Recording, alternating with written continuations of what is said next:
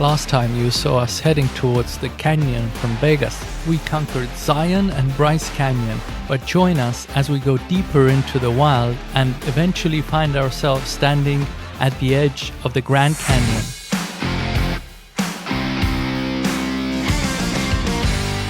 Good morning, it is day 4 and we are right now on our campground. We are leaving soon. So today we need to drive 4 hours to our next campground, which is close to 𝐼𝐸𝐺'𝐻 National Park.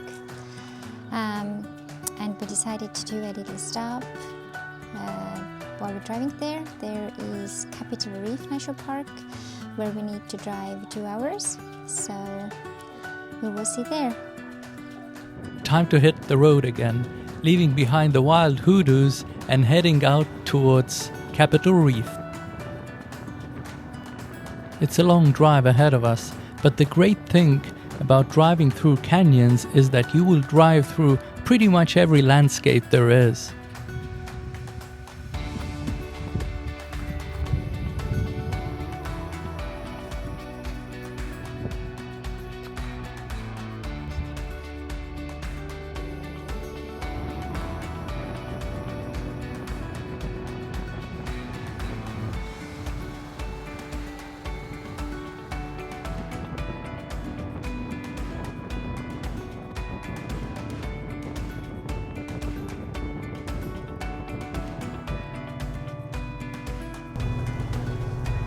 As we're heading out to Capital Reef, I can again see that US is just such a wonderful place to travel in, because in like every 100 miles, again, the scenery changes.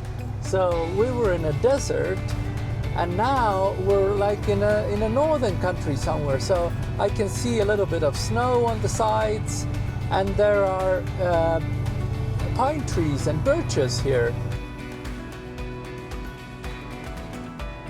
So we arrived to the Capital Reef National Park and we are going to do a little hike here. Boys, what do you have here?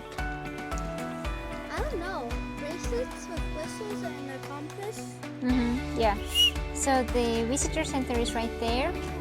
We went there to ask a little bit of information, and then the boys really wanted themselves these cool bracelets.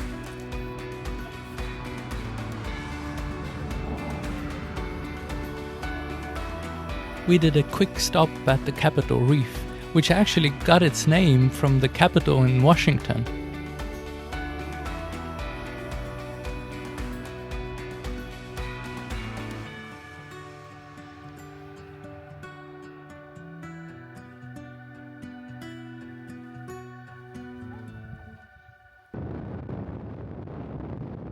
Okay guys, let's find some tumbleweed.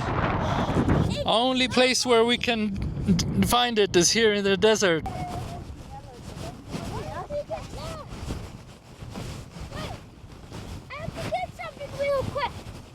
Okay, so we got the good news and bad news again. So good news is we got the tumbleweed. Yay! Bad news is that we're in the middle of the desert.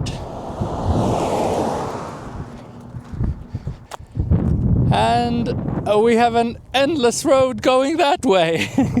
And these are the desert roads. So somebody took a paper map and drew a line with a ruler for hundreds of miles. That's pretty cool.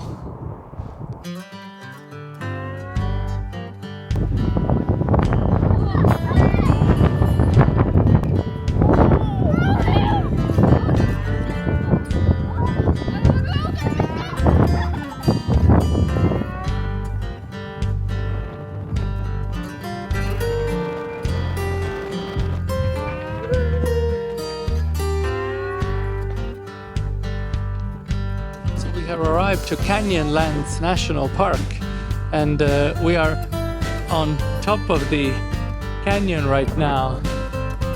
So almost 360 degrees around me. are big, big canyons. And this is pretty much as far as the eye can see. I don't see any habitat or any cities. Pretty cool.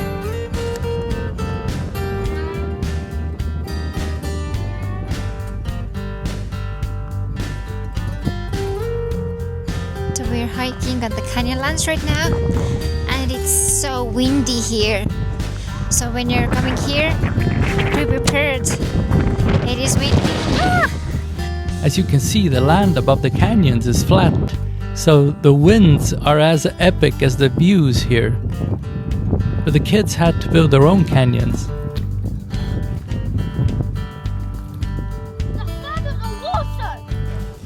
Does it rain in the desert? Yes, it does. And tumbleweed are having a field day. Wow! You got a big one! Oh my god!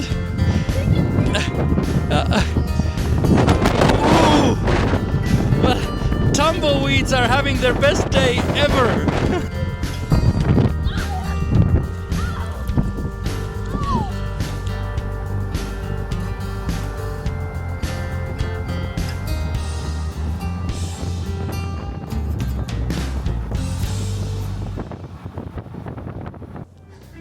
So we have now reached the Arches National Park, which is again completely different because in here we see gravity-defying natural phenomena like a huge rock.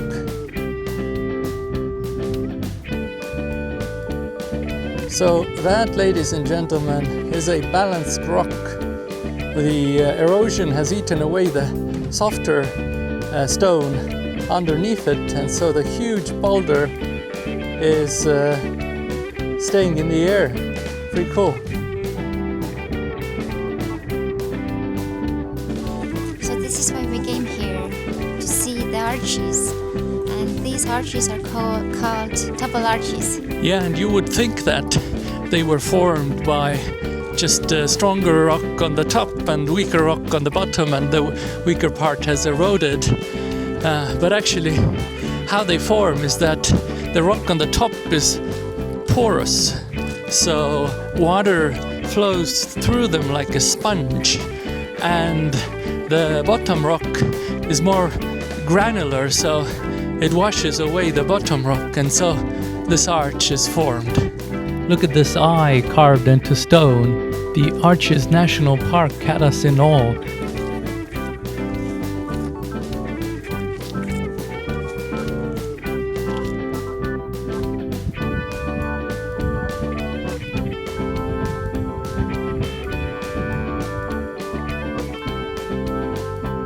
Yeah.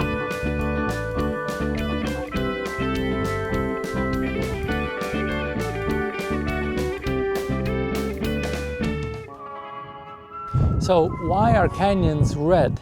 It's because of iron. It's rust, basically. So when volcanic ash, there were sediments of iron, and this created this red tint. However, when this iron settled underwater, it behaved differently and created kind of an oxide. So this reduced iron created this green bluish tint, which you can see here.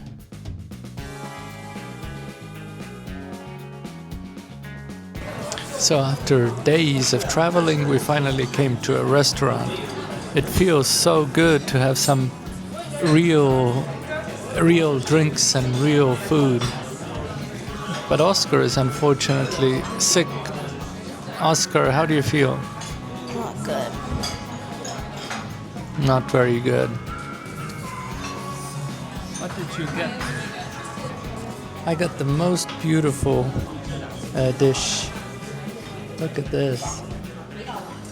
Green curry, my favorite.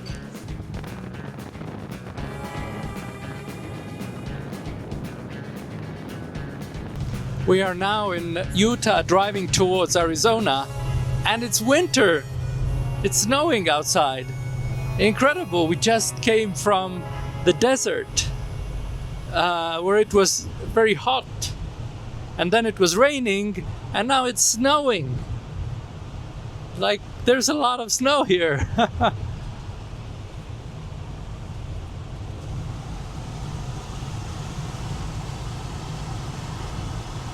These diverse climates in just a few hundred miles are just insane. And the snow is the more interesting that we're not actually that high. I mean, we're not high as in like white mountaintops high. We're at 7,000 feet. It's just, I think it's just we're in a cloud and it happened to be cold, and now suddenly it started snowing. Wow, wow, wow.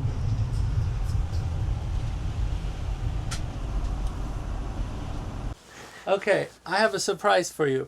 1, 2, 3. Merry Christmas, everyone! Me? Hey! Merry Christmas, everyone! Merry no Christmas! It's not Christmas! We are just in deep snow! We are just a few hundred miles away from sands, desert sands, and red canyons. And now it's deep snow suddenly. And we're just at 7,000 feet. Wow. Boom!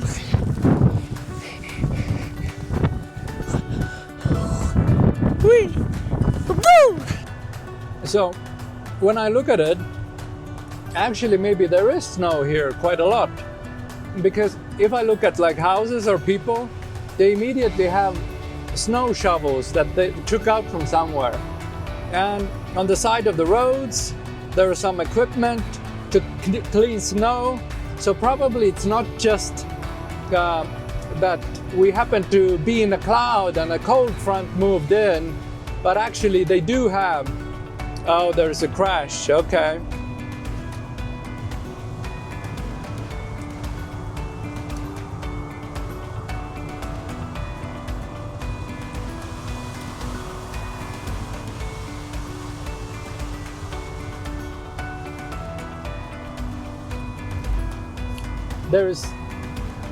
There's so much snow suddenly that the cars are struggling to keep themselves on the road.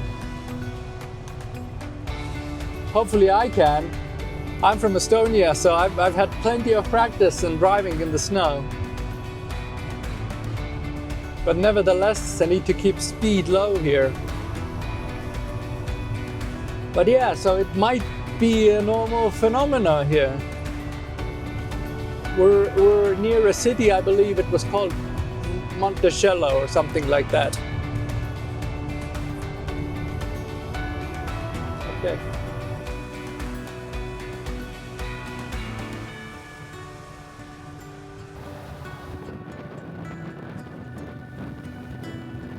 Why is it raining ice cubes? Because it's hail. Have you seen hail? No. These are not ice cubes, it's hail. So, come on! We went from a winter storm to a sun-baked desert in one drive. And just like that, we were in Antelope Canyon.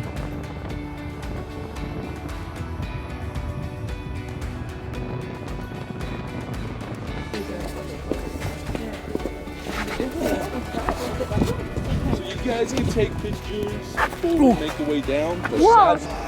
Amazing. This line is pretty much.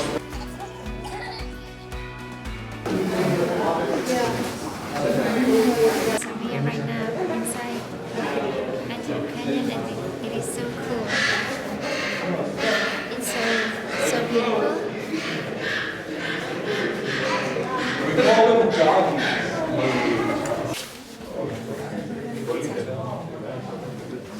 This is amazing. Okay, so this Antelope Canyon is 97 million years old. It's pretty awesome. But it's so cool to be inside. walking in this narrow canyon with these wavy walls seemed like walking in a contemporary art setup. And actually it is art, because a lot of famous pictures have been taken here, like the background picture for Windows computers.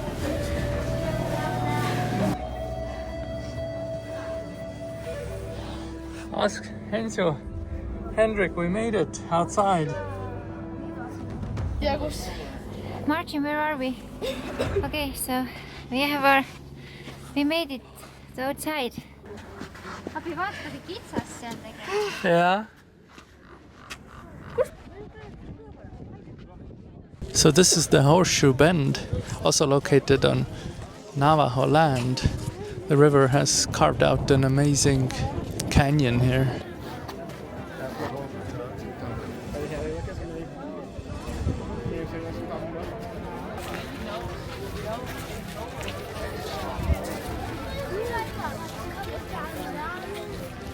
And now to our most awaited destination.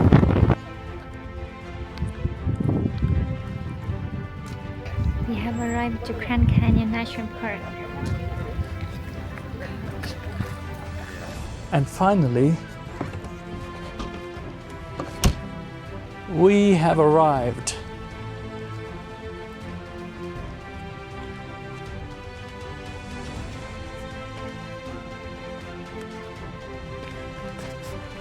To the king of all canyons.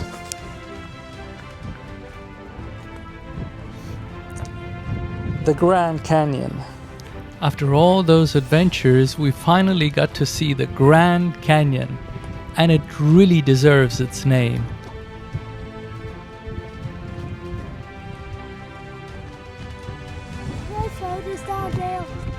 Yeah, it's gonna be long.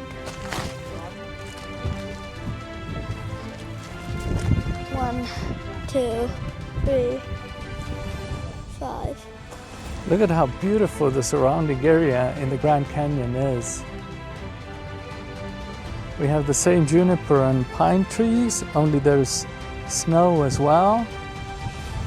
And just a huge, huge canyon. And for me, the Grand Canyon is special because it's so big that the eyes kind of aren't used to looking down and focusing that far. So it's kind of strange to look at it. It is one of the marvels of this world.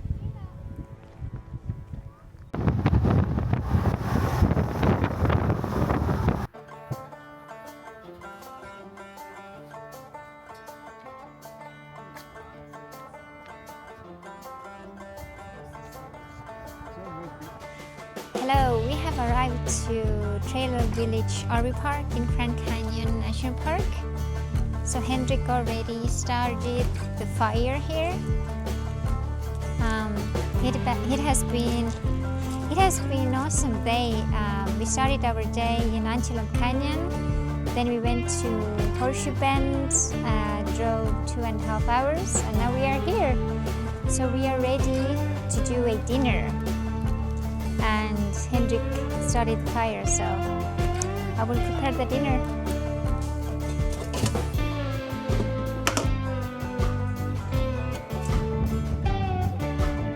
About these RV parks in the US is that you have all the connections, so it becomes like a real house, because there's permanent water connection, there's permanent dumping connection, and there's permanent electricity, so you can just live here endlessly basically.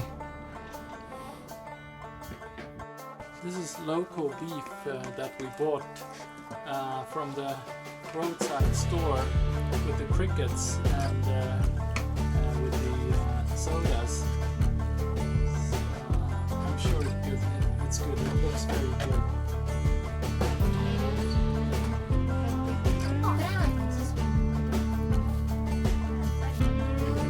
How is the meat?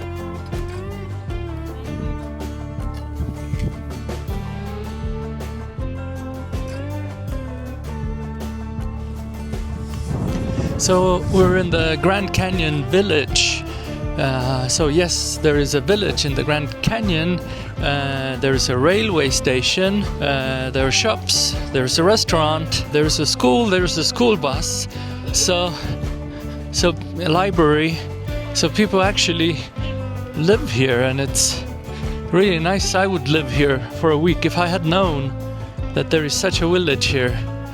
I would have booked a longer stay, and it's like highly manicured. It's beautiful here.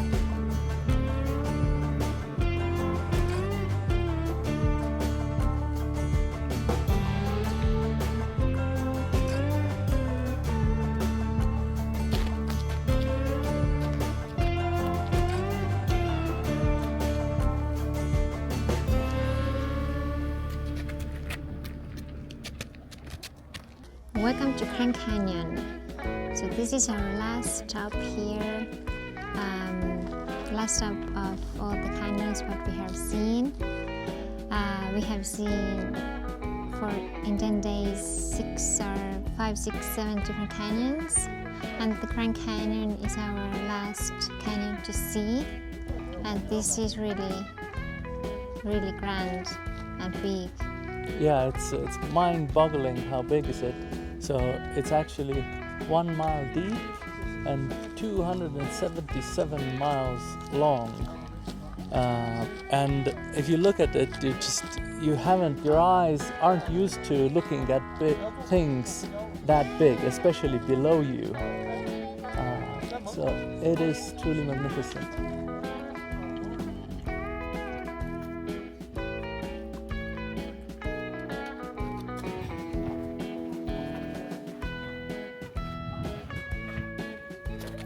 What's that? A compass. There's a compass. There's a light on this.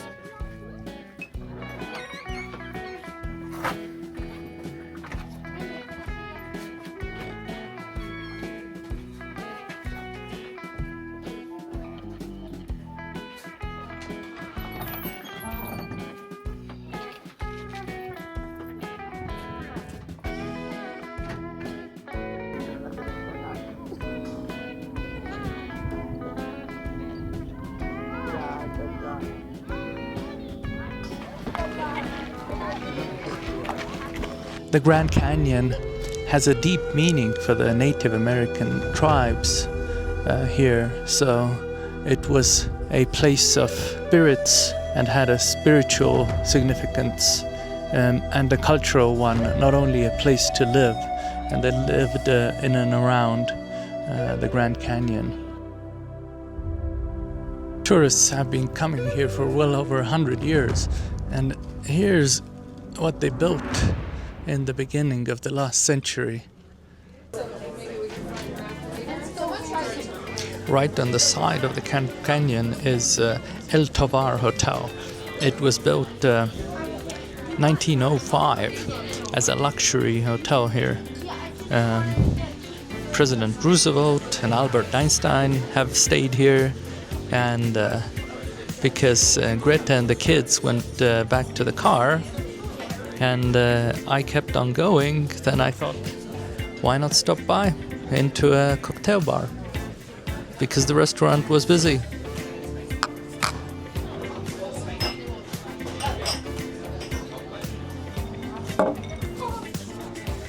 An old-fashioned. I bet Franklin Roosevelt might have had it here. So this is the famous El Tovar. When you're at the Grand Canyon, definitely step in.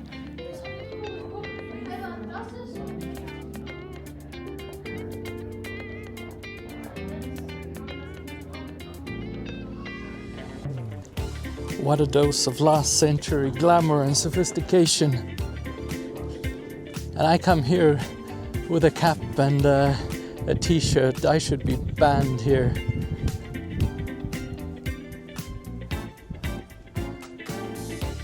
Well, if you come to the Grand Canyon, definitely stop at the El Tovar, even for just a coffee.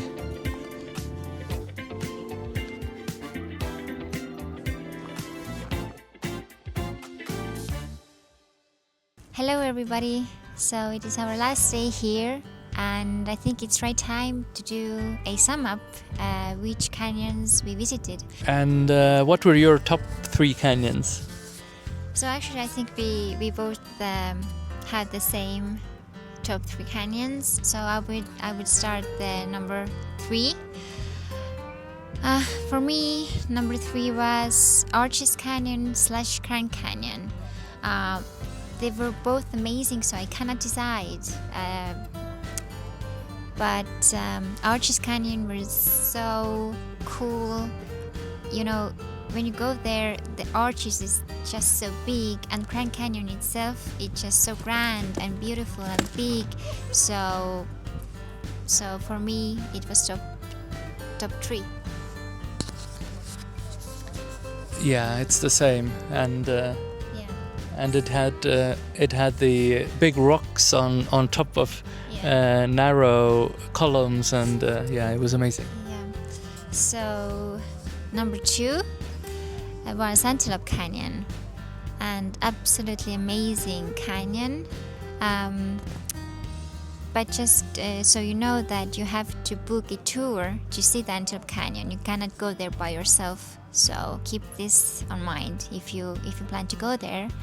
But again, like Antelope Canyon is definitely, I think it's definitely a must to go to see, because it's just so different comparing to other canyons. You can actually go inside to the canyon, and definitely worth of visiting.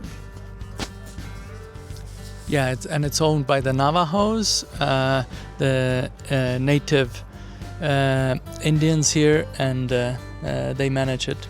Yeah, and now our first place. So first place goes to Bryce Canyon, and for me, Bryce Canyon was such a beautiful canyon. The hike what we did there was just amazing, and just so beautiful to see all these hoodoos. We hiked there 4 hours, so it was just amazing, and for me it was the highlight of our trip.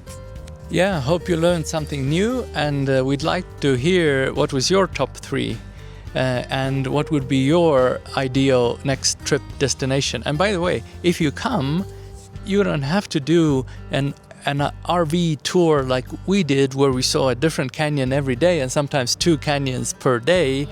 You could also just come here to the Grand Canyon and just spend a week here. It's just so beautiful. It's so well taken care of. All the historic buildings and all the roads and the landscaping, and it's just so well manicured here. Yeah, it definitely is. But let us know on the comments which canyons have you visited. Are you planning to visit some canyons? It would be great to read your comments. And as always, please like, subscribe, and see you next week on our next grand venture.